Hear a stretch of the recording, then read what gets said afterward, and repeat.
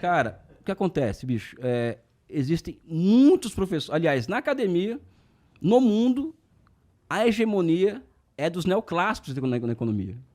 Não é dos marxistas, dos keynesianos. Os neoclássicos é o que nós chamamos hoje de neoliberais, né? Sim, Alguma sim. coisa, sabe? São neoclássicos. A grande questão é que o Brasil tem uma característica no debate econômico, do debate público brasileiro e econômico. No Brasil, vamos esquecer o nome neoliberal, porque é muito rótulo. Vamos falar neoclássico, né? Um negócio mais bonito, Tudo neoclássico, bem. né? O economista neoclássico no Brasil, ele não se contente de ser neoclássico, ele tem que ser reacionário. Ao contrário dos Estados Unidos, isso eu acompanho, durante uns 2 anos da minha vida, acompanhei muito debate, André, no seio da ortodoxia americana. Ortodoxia são os neoclássicos.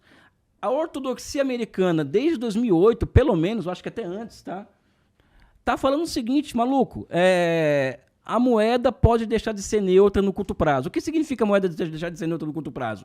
O Estado pode intervir na economia para fins de retomada da atividade. Isso a ortodoxia americana já está assumindo há muito tempo. E no Brasil, não. No Brasil, eles não somente não assumem isso, como diz o contrário. Não, tem que ter mais reformas ainda. Tem que tirar mais do Estado ainda da economia. Ou seja, nós temos um pensamento, uma visão, a visão neoclássica de economia, o neoliberal, que é reacionária, é antipovo no Brasil. E nos Estados Unidos existem vários pensadores neoclássicos, que as pessoas, inclusive, acham que o Brasil que é de esquerda, o Paul Krugman, por exemplo, e outros, que são neoclássicos. Né? Mas são neoclássicos progressistas, entendeu? Sabe? Tem uma visão. Por si só já é uma distinção importante. Não, é uma distinção importante. De qual é o diagnóstico, quais são as prescrições. Sim, não é isso? Ou seja, eles são progressistas. É que a gente no Brasil, acho que não. Posso provocar a discussão aqui com uma frase aqui? Claro. Acho que vai exatamente ao encontro do que você está dizendo e você vai, no embalo aqui, seguir a tua explanação. Roberto Campos, amplamente considerado talvez um dos grandes liberais aí, neoclássicos.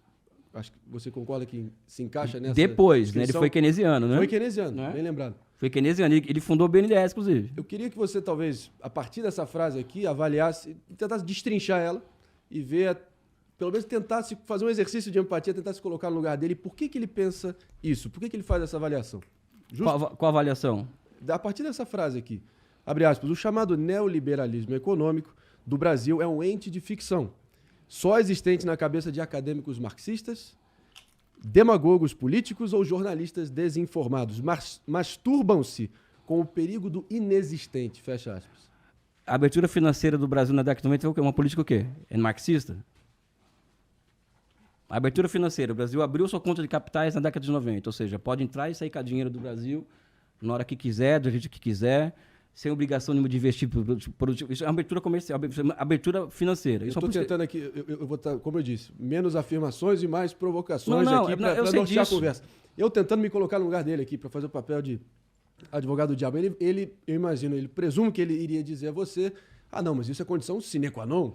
O Brasil estava altamente fechado, emergindo de um regime autocrático ali do período militar e tinha que fazer o mínimo de reformas de base estruturantes para poder acessar as cadeias de comércio globais.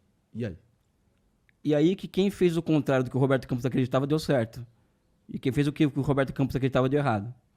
Brasil, México, Argentina abriu sua conta de capitais, privatizaram empresas estratégicas, né? Desregulamentaram o mercado de trabalho. Você considera alguma privatização feita nos idos dos anos 90 boa para o nosso atual estado de coisas? Eu posso apontar... telefonia, por exemplo? A telefonia é uma das caricaturas, tá? Por quê?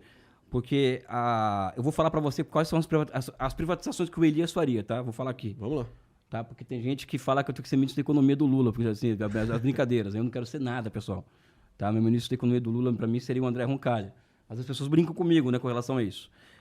A telefonia existe um espantalho, de que, olha, a Telesp tinha uma fila para X telefones, não sei o quê, e era muito caro, demorava... E é verdá-de. Então, quando abriu o imposto de renda... Não, tudo. e quando abriu abriu o mercado para a telefonia estrangeira, resolveu o problema de acesso ao telefone. É verdade. Uhum. Só que é o seguinte, não existe contradição com o que eu vou falar aqui. O sistema Telebrás, que era um dos sistemas mais sofisticados do mundo em termos de telefonia, produzia ciência e tecnologia aqui no Brasil.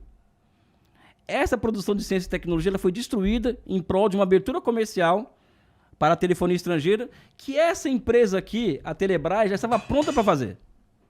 Por quê? Porque a tecnologia, existe um processo que o Schumpeter explica, que é o processo de difusão tecnológica. O Brasil estava entrando em um processo, já na década de 90, em que o passo seguinte desse processo, que todo que estou colocando aqui, de produção de ciência e tecnologia, se transformou aqui em difusão. Não, nós pegamos esse processo... Basicamente, você está dizendo que a gente teria o mesmo objetivo se a gente tivesse mantido... Com certeza. A mesma política. Com certeza. Com certeza. Nós destruímos uma empresa invejada, um sistema, tá? Invejado no mundo inteiro, que é a Telebrás, em troca da Telefônica de Espanha, em troca de uma série de empresas que vieram para cá, e a qualidade da telefonia então é uma maravilha no Brasil, né? Desde então, né? Todo mundo sabe disso, né? Mas pelo menos para difundir o acesso e contemplar o maior número de pessoas, você vê a ampla maioria maciça dos nossos mais pobres tem acesso. Mas tudo bem, mas deixa eu te falar uma coisa pra você. Eu sou um homem de Estado, Elias. Justo. Então eu tenho que pensar como um homem de Estado.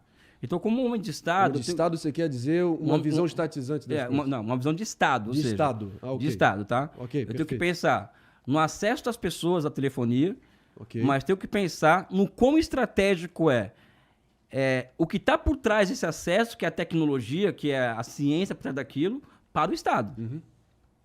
Esse é meu papel. Então, quando eu vou falar de privatização de telefonia com você aqui, eu falo não como consumidor de negócio, eu falo como homem de Estado. Como consumidor, eu posso ter uma opinião que eu quiser. Foi ótima a privatização e tal. Agora, como um homem de Estado, um servidor público que eu me vejo, eu chego à conclusão que foi uma tragédia. Porque nós nos desfizemos de um sistema que era invejado pelo mundo inteiro, em prol do que os neoclássicos chamam pela preferência individual dos consumidores, né? Que hoje você vê quanto que é uma conta de telefone no Brasil. Né? Elias, mas era um sistema falho. Lógico que era um sistema falho. Né? Lógico que era um sistema problemático, com a sua burocracia. Tinham vários problemas. Mas que funcionou. Né? E que eu acredito, particularmente, o passo seguinte dela seria a difusão disso e ampliação desse tipo de serviço público para a massa, como é hoje. Qualquer um pode ter telefone hoje. Agora, é imperdoável você abrir mão de um sistema... Hoje, por exemplo, qual que é hoje a grande discussão no mundo? É dados, não é isso? Não é o novo petróleo do mundo? Dados. E nós abrimos mão de uma empresa que poderia coletar dados absurdamente, que é o sistema Telebrás.